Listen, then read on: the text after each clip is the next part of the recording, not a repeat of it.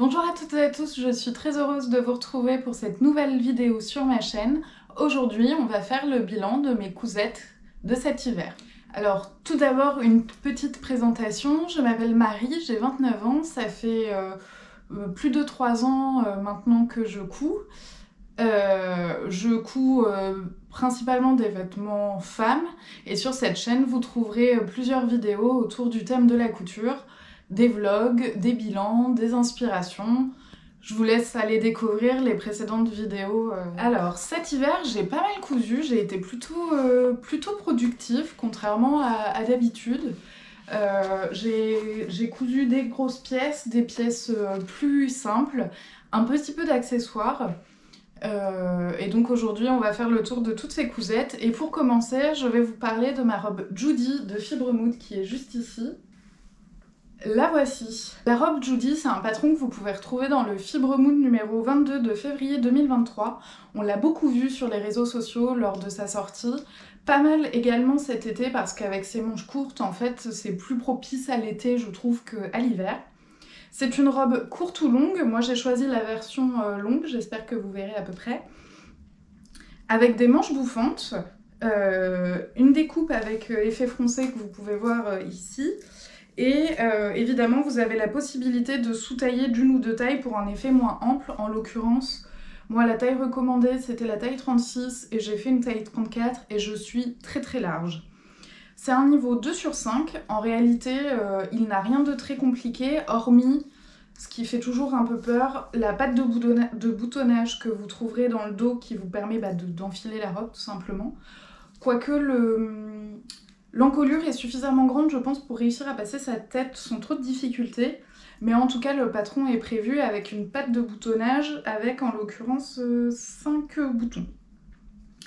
C'est un patron qui va des tailles XS à triple XL. Et les tissus recommandés, ce sont la popeline, les tissus texturés, le lyocell, le lin, la double gaze, la broderie anglaise, le chambré, le jacquard ou des tissus souples tels que le crêpe de viscose. Pour ma part, j'ai choisi un tissu que j'ai acheté sur le salon Émilie Tissu lors de sa venue à Bordeaux, que j'aime beaucoup par les motifs et par la texture. Je pense que c'est un polyester et que j'avais acheté 10 € le mètre. Alors pour ceux qui ont vu mon vlog du mois de novembre, vous le savez déjà, j'ai dû couper ma robe dans le contre-droit fil parce qu'en réalité... Oula, pardon, je perds mon installation.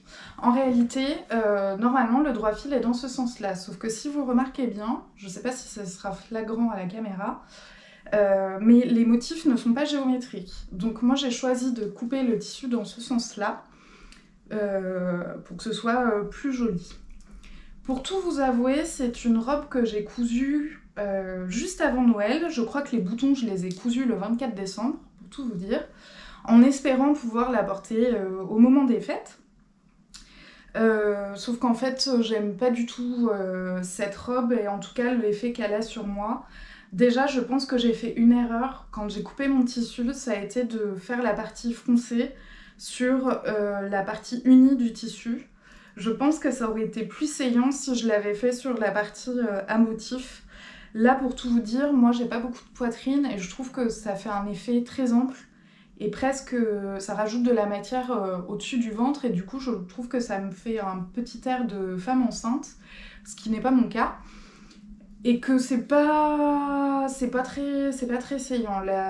Elle est très oversized et moi du coup vu que je suis plutôt menue et que j'ai pas vraiment de forme, voire pas du tout, je trouve que ça me perd complètement là-dedans. Les manches sont très bouffantes. Bon, j'essaye de la porter un petit peu pour lui donner toutes ses chances, mais j'avoue que je suis vraiment pas fan du rendu sur moi. J'aime beaucoup le tissu, c'est très dommage, mais peut-être qu'en version courte, ça aurait été moins bizarre. Et puis avec les fronces au niveau du tissu imprimé, je pense que ça aurait été beaucoup mieux.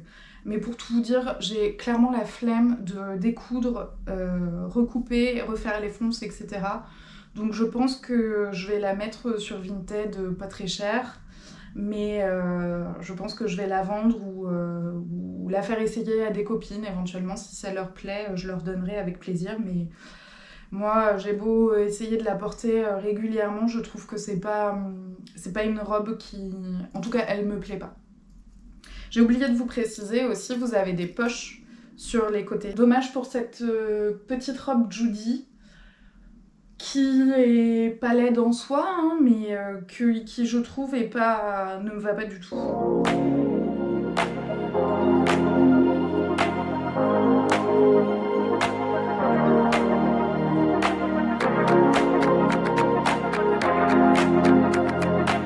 Alors ensuite, j'ai cousu la veste Émile de Ma Petite Fabrique, que vous pouvez voir juste là. Hop, je vais la remettre correctement quand même. Voici ma petite veste Émile de Ma Petite Fabrique que vous avez pu découvrir dans mon vlog du mois de février. Je vous la présente et notamment je vous la présente parce que j'ai posé les boutons à l'occasion de ce vlog. Donc c'est un patron PDF acheté au prix de 14 € dans lequel vous avez des calques de taille et où les marges de couture sont comprises. Donc vous avez soit des marges de couture de 1 cm pour la version doublée, soit des marges de couture de 1,5 cm pour la version gancée. Ce qu'il faut savoir, c'est que pour ce patron, vous avez un tuto vidéo fait par la marque que vous pouvez retrouver en libre service sur YouTube. Donc c'est une veste ajustée qui existe en 2 longueurs, courte ou longue. Moi j'ai fait la version courte. Vous avez 4 cols prévus dans ce patron, soit un col pointu, soit un col rond, c'est le col que j'ai choisi de faire moi, soit un col monté, soit pas de col. Vous avez également la possibilité de faire 2 types de poches, donc soit pas de poche, soit des poches à rabat, des fausses poches à rabat comme j'ai fait ici, soit des poches plaquées. Vous pouvez faire cette veste avec ou sans manches, et avec ou sans volant, sans mancheron en fait sur les emmanchures. Et il y a 2 finitions possibles, la version gancée et la version doublée. Moi j'ai choisi de la doubler dans un rose pâle, une doublure rose pâle, je trouvais que c'était la couleur qui s'accordait le mieux, avec ce lainage pop rose bonbon qui m'a été donné par ma maman parce que elle en avait pris 2 coupons pour se faire un manteau, elle n'en a eu besoin que d'un. Du coup, elle m'a donné son 2e coupon et je suis très contente d'avoir fait cette petite veste dans ce lainage rose parce que on ne me fait que des compliments, c'est très vif comme couleur, mais c'est vrai qu'en hiver, ça fait du bien à tout le monde de voir un peu de peps, et à moi le matin quand je l'enfile. Donc c'est une veste de niveau intermédiaire, elle va des tailles 34 à 48 pour une stature de 1,65 m. Les tissus conseillés, ce sont du tweed, du jacquard, du lainage, de la laine bouillie, du jean, du coton épais, du lin ou encore du matelassé. Et pour la doublure, on vous conseille du coton ou de la viscose avec une matière antistatique pour les manches pour que vous puissiez l'enfiler sans que ça accroche au niveau des manches. Moi j'y ai également mis donc, des boutons qui viennent de mon stock de boutons donné par ma belle-mère. J'y ai également mis ma petite étiquette achetée chez Sostengren. Et voilà ce que je peux vous dire sur cette veste que j'aime beaucoup, que j'ai déjà beaucoup portée et que je pense que je vais pouvoir même porter à la mi-saison parce que bien que ce soit du lainage, déjà parfois on est content d'avoir quelque chose d'un peu épais parce que au moment des seins de glace, etc., il y a toujours des moments où il fait un peu plus frais et en même temps avec sa couleur, je peux le porter au printemps sans être déprimée le matin quand j'enfile ma veste, contrairement à mes gros manteaux d'hiver que j'aime beaucoup mais que j'ai pas forcément envie de porter au mois de mai par exemple. Donc sur le tissu, je vous ai donné toutes les informations que j'avais, je me souviens plus du prix puisque c'est pas moi qui l'ai acheté. Et il me reste 1,80 m sur les 3 mètres de tissu que j'ai acheté. Je pensais me faire une petite jupe toute simple pour faire un ensemble un peu style Chanel. Il va encore me rester des chutes, je verrai ce que j'en ferai, je pense que ce sera pas pour cette année. Mais quoique... Après tout, je peux me faire une petite jupe rose, on est encore... Le printemps n'a pas encore débuté et même au printemps, ça peut être sympa. Donc bon, pour l'instant, j'ai pas de projet prévu avec mon restant de tissu.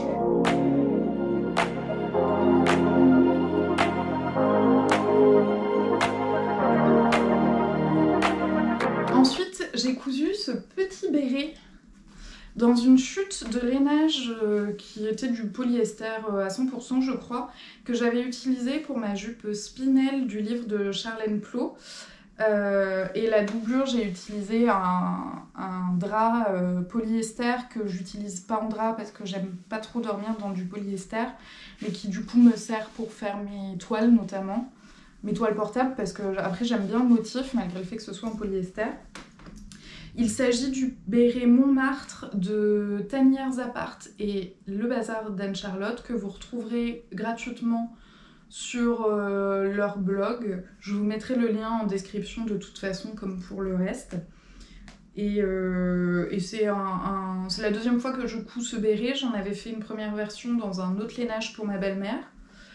Je vous avoue que je m'étais lancée là-dedans, pas trop convaincue, en me disant bon au moins je déstocke mes bouts de chute et on n'en parle plus. Et en fait je le porte énormément, j'aime bien le rendu que ça fait, ça vous protège la tête quand il y a un peu de pluie.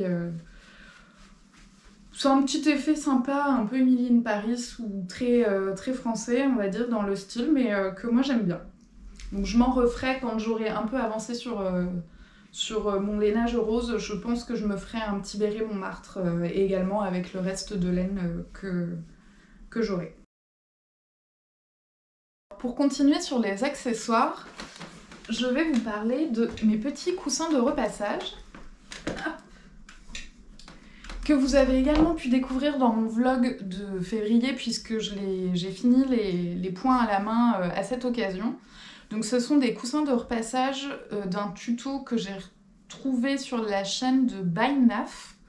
Vous avez le patron disponible gratuitement via sa chaîne. J'ai utilisé pour faire ces coussins une chute de coton que j'avais utilisée pour faire ma chemise Carrie de Fibre Mood. Vous avez une vidéo complète, je vous ai tourné une vidéo complète sur la couture de cette chemise que je vous mets dans le petit i. Et pour l'envers lainage, j'ai utilisé un lainage polyester qui m'avait servi à faire ma veste turquoise du livre de Charlène Plot également, que je voulais refaire, c'était pour une version toile portable et en fait je n'ai fait que cette version-là. Mais bon, il me restait un peu de lainage, donc c'était parfait pour ces coussins de repassage. Et en fait, je les ai surtout cousus parce que mes sacs à chute de tissu commençaient à être très très très conséquents. Et donc, je m'en suis servie pour rembourrer ces petits coussins. Donc voilà, c'est des coussins de repassage somme toute classiques, je ne vais pas m'éterniser sur le sujet. En tout cas, je les ai déjà un petit peu utilisés, je ne vous dirai pas que je les utilise tous les jours, loin de là, mais maintenant que je les ai, je vous avoue que je suis assez contente de les avoir, notamment pour le cochon, qui est quand même bien utile quand vous repassez notamment les emmanchures. Pour terminer sur les accessoires, je me suis également cousu une manique de four. Les nôtres sont complètement usées et très tachées, c'est franchement dégoûtant. Donc agacée un soir d'utiliser une énième fois ma manique dégueu, je me suis lancée dans la couture d'une manique.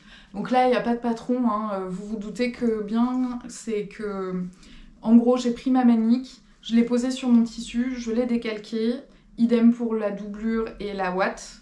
Et donc en fait j'ai pris un tissu principal dont je vais vous parler juste après, une doublure qui est un vieux drap, de la ouate, j'ai créé mon quadrillage parce que je l'ai matelassé et ensuite j'ai gancé tout le tour. Donc on n'est vraiment pas sur une cousette difficile, mais je suis assez contente, je trouve que c'est assez joli, en tout cas c'est plus joli que celle que j'avais jusqu'alors. Dans ce même tissu, je me suis cousu le gilet Jeanne de Maëlie, qui est un patron gratuit que vous pouvez retrouver sur le site, pour lequel vous avez un tutoriel vidéo que j'ai pas utilisé pour tout vous dire, donc je saurais pas vous dire s'il est bien fait ou pas, mais c'est un gilet berger, on va dire tout simple, il n'y a pas de grande difficulté. C'est donc un gilet matelassé et normalement vous avez des liens que moi j'ai pas mis parce que je vais jamais les utiliser, donc je me suis économisé cette tâche. C'est un niveau 1/5 et il va des tailles 34 à 48. Le tissu que j'ai utilisé, il s'agit en réalité... Il y a un rayon de soleil, j'espère que c'est pas trop gênant à la caméra. Le tissu que j'ai utilisé, en fait, ce sont 2 manches d'une blouse que j'avais commencé mais que j'ai jamais pu terminer, soit parce qu'il y a une erreur dans le patron, soit parce que j'ai fait une erreur avec le patron. Et c'est une blouse avec des manches très bouffantes, et en fait, dans les 2 manches, j'ai réussi à me redécouper dans le sens du droit fil, mes 2 devants et mon dos. Je l'ai doublé dans un satin de polyester que j'avais dans mon stock, et gancé tel que recommandé par le patron. J'aime beaucoup ce gilet, cependant je ne l'ai pas encore porté, puisque j'ai eu la bonne idée, alors je vais essayer de vous trouver un endroit où ça se voit, j'ai eu la bonne idée de tracer mes marques de matelassage avec du stylo Bic. Voilà, donc pourquoi j'ai fait ça, personne ne sait. Le problème c'est que je suis maintenant bien embêtée parce que je l'ai lavé une première fois, évidemment c'est pas parti. Je l'ai lavé une deuxième fois après l'avoir frotté avec du savon, enfin du fiel de bœuf. C'est un détachant naturel, somme toute assez classique et qui marche normalement plutôt bien parce que je l'ai déjà utilisé pour enlever des taches de gras ou taches diverses et c'était parti. Et là, enfin, je ne sais pas ce que vous verrez à la caméra, s'il faut, je vous prendrai des photos, mais j'ai encore des marques partout, donc je suis très déçue d'avoir fait cette bêtise. Je ne sais pas pourquoi j'ai fait ça, hein, très honnêtement. Si vous avez des tutos pour détacher des traces de stylo Bic, vraiment, je suis preneuse parce que là, je vous avoue que... je sais pas comment faire, alors j'ai cru voir qu'avec de l'alcool à 90 ou du gel hydroalcoolique, je pouvais le détacher. Je vais faire un test et on verra bien. Mais je suis très déçue parce que ce petit veston est super sympa. C'est donc un tissu que j'avais acheté il y a longtemps, donc je saurais même plus vous dire ni où, ni à combien. Enfin, c'était au marché Saint-Pierre à Paris, mais dans quelle boutique exactement? C'est une bonne question. Je me souviens qu'il m'avait coûté un peu cher, mais à l'époque, peut-être qu'un peu cher pour moi, c'était plus de 10 €. Ce qui pour du coton est pas hors de prix non plus. Je pense que c'est un tissu d'ameublement parce qu'il est assez épais. Mais bon voilà, c'est petit veston super sympa. Le problème c'est qu'il est taché, enfin là je peux pas le porter, ça se voit quoi. Donc il faut que je trouve un moyen de au moins d'estomper un maximum les marques que j'ai pu faire dessus.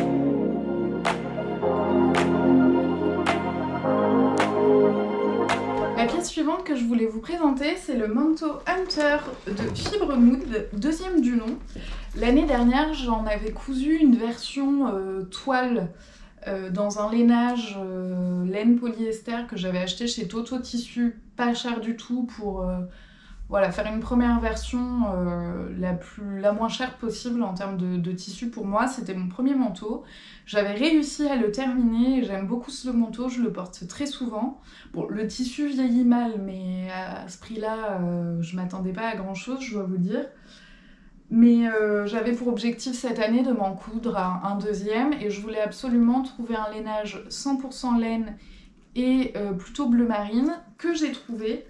Donc il s'agit de ce lainage que vous voyez ici. Donc c'est un 100% laine, un peu effet laine bouillie on va dire, bleu marine, acheté au quartier des tissus à Tournord. Et quand on prix, je me souviens pas exactement parce que c'est ma mère qui me l'a offert, mais je crois qu'il était à 20 ou 21 € du mètre.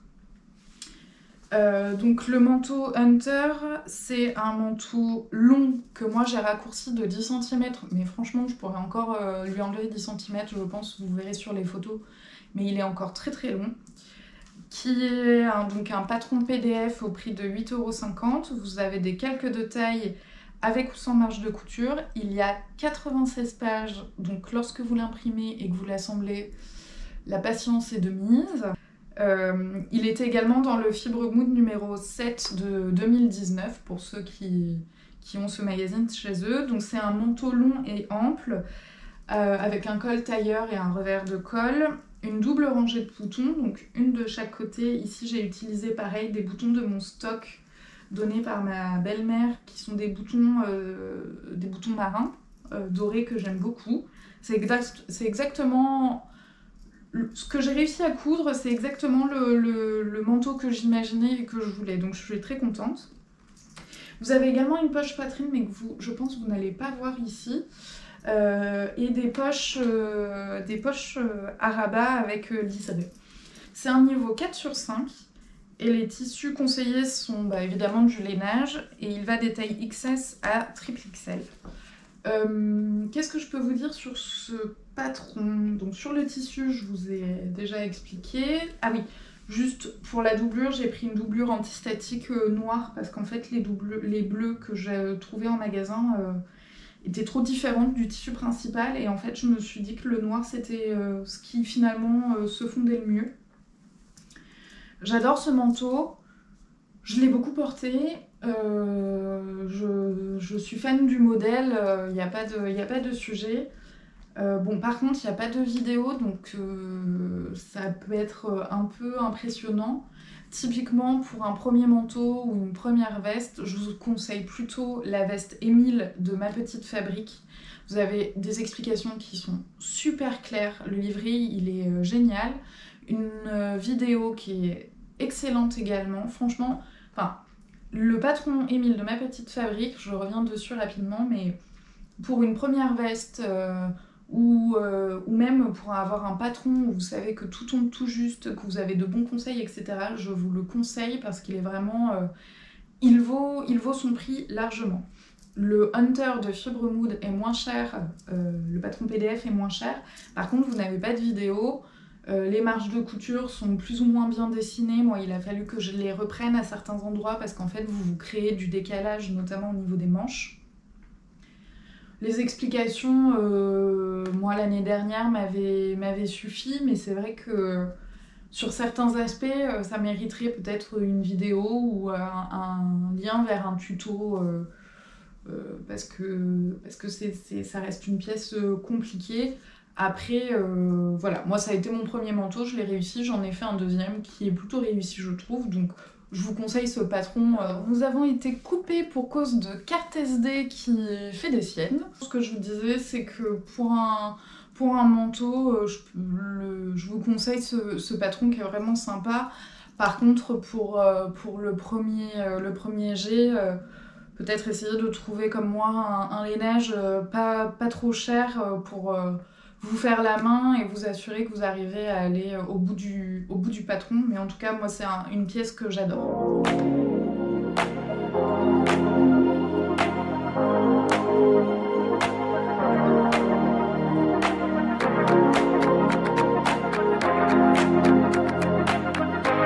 Le modèle suivant que je vous présente, c'est la blouse Aria de la créatrice Ave Alexandra Création. C'est un patron que j'ai acheté lors de la vente à 2,22 € de Makerist il y a quelques semaines. J'ai un peu craqué, c'est la première fois que j'achète des patrons sur Makerist, et notamment évidemment pendant une vente à 2,22 €. J'avoue que là j'ai un peu craqué, je me suis acheté 7 patrons, mais aussi parce que en fait je voulais en profiter pour tester des patrons de créateurs que je connaissais pas, mais que j'aimais bien, dont j'aimais bien le style, en me disant que si les patrons étaient nuls ou mal expliqués ou que sais-je, à 2,22 € c'était pas très grave si je pouvais rien en faire. J'ai notamment acheté donc le patron de la blouse Aria de Ave Alexandra Création. C'est une blouse ou une robe. Ah oui, pardon, j'ai oublié de vous préciser, c'est un patron que j'ai acheté évidemment au format PDF. Ce qu'il faut savoir, c'est qu'il n'y a pas de calque de taille. Donc c'est anecdotique, mais c'est vrai que maintenant on l'a souvent dans les patrons même indépendants et on y prend quand même vite goût, moi je trouve. Et surtout, et ça, moi ça m'ennuie un peu plus parce que ça me demande un effort supplémentaire, c'est que les marges de couture ne sont pas incluses. Donc ça c'est les mauvais côtés de ce patron-là, je trouve. Donc c'est une blouse ou une robe de coupe ample, comme vous pouvez sûrement le voir là, avec des manches ballon XL, XXL, appelez-les comme vous voulez. Le poignet de manche est élastiqué, les manches sont froncées et il est encore évasé avec un milieu devant avec une fente indéchirable et des liens inouïs. C'est un niveau 3/5, franchement, hormis la fente, il n'y a pas de difficulté. Et il a des tailles 34 à 46 pour une stature d'1m70. Les modifications que j'ai faites sur ce patron, c'est que j'ai retravaillé la ligne du bas parce que je trouvais que ça pendait sur les côtés et que ça remontait au milieu devant et au milieu dos. Donc j'ai redessiné pour faire en sorte que la blouse se finisse mieux à mon goût. Et j'ai réduit la fente de 1 cm parce que je trouvais que c'était quand même assez décolleté. Et bon, j'ai pas réduit de beaucoup, mais je me suis dit que je serais plus à l'aise. Je l'ai cousu dans une crétonne de coton achetée chez Toto Tissu à Bordeaux au prix de 6,99 €. Il vous faut, pour la taille 36 dans laquelle je l'ai réalisé, 2,20 m de tissu. Moi, j'en ai utilisé 1,62 m plus parce que j'ai fait une bêtise au moment de la découpe. Et que quand j'y suis retournée chez Toto Tissu pour racheter du tissu pour rattraper ma bêtise, il était à moins 30%, donc au lieu de 6,99 € le mètre, il était à 5 € et quelques le mètre. C'est un tissu que j'aime beaucoup.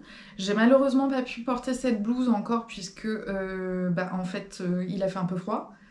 Donc là, les températures remontent, il y a du soleil, donc je pense que pour une journée au bureau, si je sors pas le soir, je la porterai sans problème, quitte à mettre un body en dessous ou un caraco si vraiment j'ai peur de me cailler, comme on dit.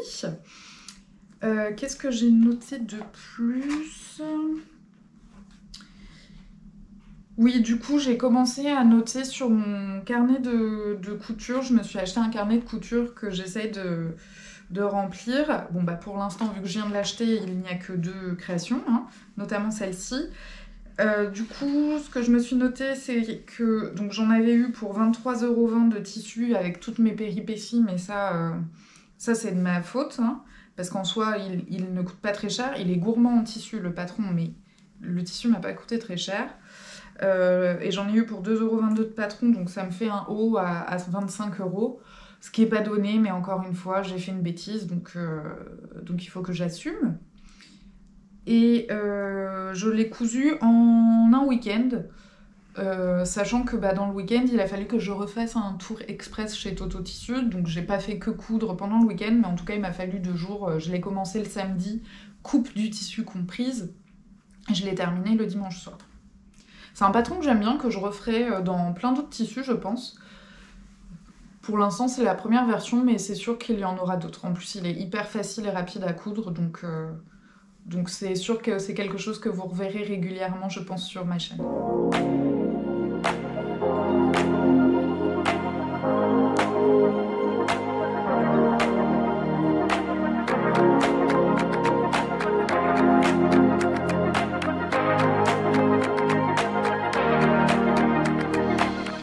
La dernière cousette que je vous présente aujourd'hui, il s'agit d'un patron que j'ai également acheté lors de la vente à 2,22 € sur Makerist. C'est la jupe L'Arbanaise de Vestiaire Éponyme que vous avez sûrement... Je vais enlever le sein parce qu'il est pas très joli. Vous l'avez sûrement déjà beaucoup vu, on l'a beaucoup vu sur les réseaux, sur YouTube, etc. C'est une jupe que j'avais repérée, que j'avais jamais achetée. Là, c'était l'occasion et je regrette pas du tout.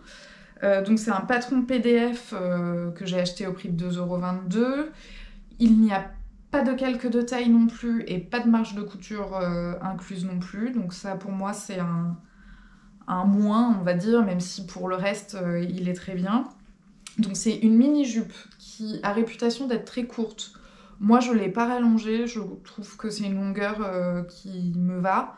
En plus, je vais la porter surtout, je pense, avec des collants. Il faut que je teste de la porter sans collants pour voir si je suis à l'aise dedans ou pas, mais en tout cas je l'ai pas rallongé, pardon. Vous avez la possibilité de faire une ou 2 fentes ou aucune. Moi j'en ai fait une que vous voyez ici. Vous avez la possibilité de rajouter des volants. Il y a une fermeture éclair invisible qui chez moi est invisible. Je suis assez fière. Le seul truc c'est que j'ai un petit décalage, mais là c'est la parementure que je pense j'ai mal cousu. Mais en tout cas, c'est pas flagrant, moi je trouve. Il y a un décalage d'1 millimètre, quoi. Et vous avez 2 pinces dans le dos. C'est un niveau 2,5 sur 5. Bon, le plus difficile, c'est évidemment la pose du zip invisible.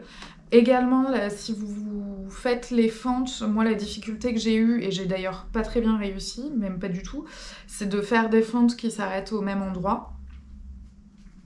Il y a un petit décalage, mais je pense pas que ça se verra au porté, et si c'est le cas, je découdrai l'ourlet pour essayer d'améliorer ce décalage. Il va des tailles 34 à 46, moi je l'ai fait en taille 38 selon le tableau des mesures, sachant que je me doutais que j'aurais de la marge parce que j'étais entre deux tailles en fait. J'étais entre deux tailles, j'ai préféré faire la taille 38 plutôt que 36 en me disant qu'étant donné qu'elle était courte, si elle était trop serrée, en plus ça veut dire que dès que je vais m'asseoir, j'avais peur qu'elle remonte. Là, vous le verrez sur les photos et vidéos portées, j'ai de la marge, j'ai de quoi rentrer des pulls, etc. À voir si la prochaine fois je la fais pas une taille en dessous, ou en tout cas si j'essaye pas de la faire dans une toile une taille en dessous pour voir ce que ça donne. Les tissus conseillés sont des tissus chez Netram avec de la tenue tels que du jacquard, du lainage, du coton épais, du denim, du simili-cuir, etc. Vous pouvez vraiment vous amuser avec un patron comme celui-ci. Moi, pour le tissu, j'ai pris une chute de coton soie que j'avais acheté sur le salon Emily Tissu au prix de 20 € le mètre. C'est le tissu que j'ai utilisé pour mon pantalon Brooklyn. Et là, dans les bouts de chute qu'il me restait, qui étaient vraiment des carrés, c'était compliqué, j'ai réussi à rentrer la jupe. J'ai juste pas réussi à faire rentrer la... Je vous le mets sur l'envers, mais je suis pas sûre que vous verrez grand chose. La ceinture qui est une pièce coupée en une seule fois au pli. Bon, moi mes chutes étaient tellement petites que je pouvais pas la couper. Donc ce que j'ai fait, c'est que j'ai utilisé un tissu qui m'a servi à faire mes doublures de poche du pantalon Brooklyn.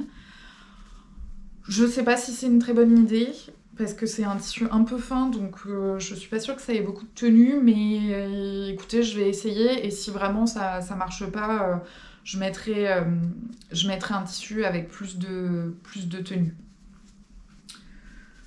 Donc voilà pour ma petite jupe Larbanaise que je trouve super sympa. Et donc pour le coût final du projet, si je reprends mes notes... Donc, est-ce que j'ai mis que j'avais fait des modifications? Ah oui, je l'ai cousu en 3 jours. C'est vraiment très rapide, hein. Franchement, il n'y a rien de très compliqué, hormis encore une fois la pose du zip. Donc, bien motivé, en quelques jours, vous avez une petite jupe très sympa. Et donc, pour le coût final du projet, j'ai noté 2,99 € de fermeture éclair, 2,22 € de patron, et j'ai même pas coûté de prix du tissu parce qu'en fait c'est des chutes qui étaient tellement ridicules que c'était soit ça, soit la poubelle. Donc j'avais pas une laise entière, enfin bon, bref. Du coup, je considère que cette jupe m'a coûté 5,21 €. Et à mon avis, ça va être une de mes cousettes les plus rentables depuis le début de la couture, je pense, quoique mon manteau m'a coûté plus cher, mais je le mets tellement que, à force... Bon, maintenant il est usé, mais bon, bref. En tout cas, je suis très contente de cette petite jupe. Je voulais tester le patron depuis longtemps. Je suis contente de l'avoir testé. J'aime beaucoup le modèle. Donc pareil, c'est un patron que je vous conseille. Et sachez qu'il est régulièrement en vente sur Makerist lors des ventes flash.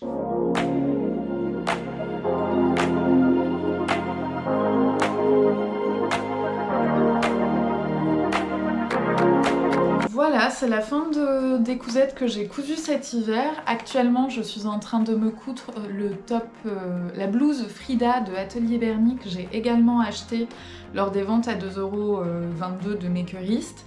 Là, j'en suis à la blouse. J'ai juste découpé le tissu de la blouse dans une vieille nappe pour vérifier les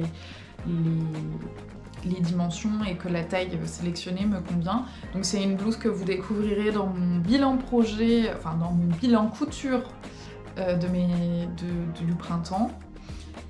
J'espère que cette vidéo vous a plu, que vous avez passé un bon moment avec moi. J'espère que ça vous aura inspiré, fait découvrir de nouveaux patrons éventuellement, des tissus sympas, des associations patrons de tissus sympas. Si vous avez la moindre question sur quelque chose que j'ai pas pensé à dire lors de cette vidéo, n'hésitez pas à me laisser un commentaire. Si je le peux, je vous répondrai... Enfin, c'est pas si je le peux, je vous répondrai en espérant pouvoir répondre à votre question évidemment. J'aime beaucoup échanger sur YouTube, c'est pour ça que je fais ces vidéos, parce que j'ai pas l'occasion de parler couture dans mon cercle d'amis familial, ou en tout cas pas assez souvent à mon goût. Donc c'est pour ça que je fais ces vidéos, c'est pour échanger autour de ce sujet qui me passionne. Je vous dis à bientôt pour une nouvelle vidéo. Bye bye!